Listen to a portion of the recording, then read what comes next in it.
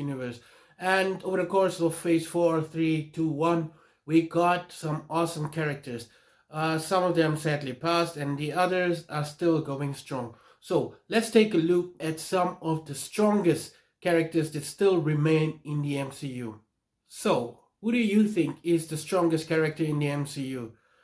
Is it one of the Eternals? Is it one of the Avengers? Is it Captain Marvel? Is it Thor? Is it Doctor Strange?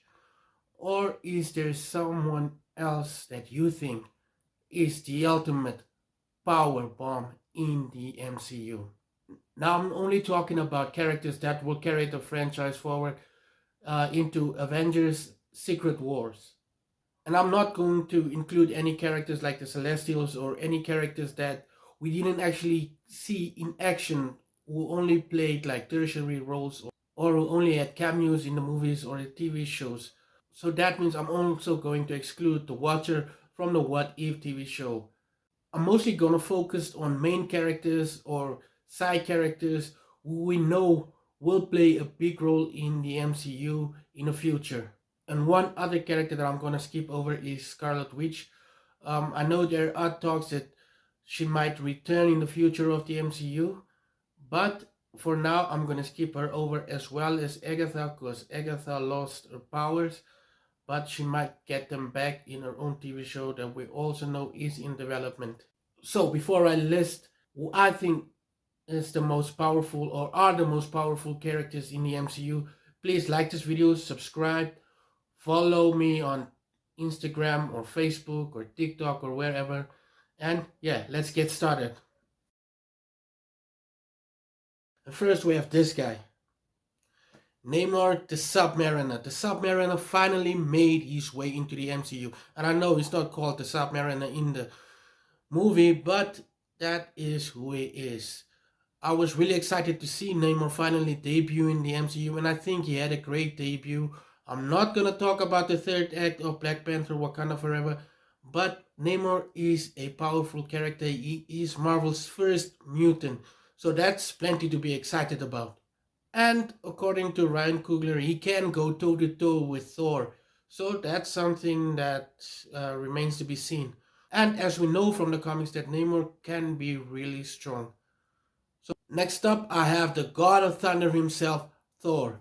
Now, Thor has always been one of the strongest characters. The mighty Thor has ruled the pages of the comics and the MCU. But in recent years, he hasn't been as strong. And actually, we got to see a stronger Thor in Love and Thunder, regardless of what you think about the movie. He was even able to share his power with a bunch of kids, so that makes him pretty strong because he can empower others. Yeah, and hopefully we get to see a stronger, more powerful, more mature Thor in the future of the MCU. And next I have Vision, or White Vision. We saw Vision in the season finale of WandaVision, and we don't know what happened to White Vision. We still know that he has all the powers that Vision had, and Vision's powers weren't explored that much in the MCU, so there's still a lot that can happen, and we can still see a lot of the powers that he has in the comics. So fingers crossed we get to see more of White Vision, and we get to see him as a hero. So another character that's also super powerful is Captain Marvel.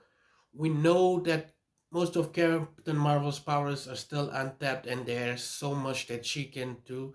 So I'm excited to see what will happen in the Marvels. Unfortunately, we didn't see much of Carol Danvers in Phase 4. There was only the cameo in Ms. Marvel. So I look forward to seeing what she can do and what her power range really is. Can she go toe to toe with characters like Thor or Doctor Strange? Probably not, but there's still hope. And next I have the only Eternal on my list. Now I could have included characters like Druid or Heroes, but we haven't seen Heroes' power, and I think Cersei is the most powerful. She can literally change matter. She can take something and change it into something completely different. She can maybe touch one of the Avengers and just turn them into a flower. So I do think she's a powerful character, and we haven't seen enough of her powers yet. There was a little too much going on in the Eternals, so there wasn't a lot of character development, And lastly, I have the former Sorcerer Supreme, Doctor Strange. Now I'm going to talk about two versions or two variants of Doctor Strange.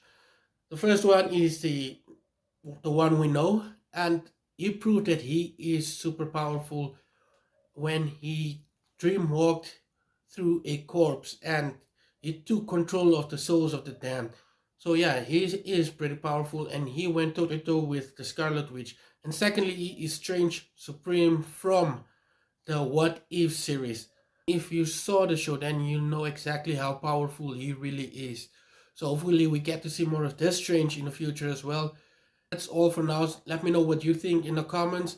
I also deliberately left off Kang the Conqueror because we only saw him as He Who Remains in Loki. We haven't seen Kang at his full potential yet. Hopefully we'll get to see his full potential in Ant-Man and the Wasp Quantumania coming out in February.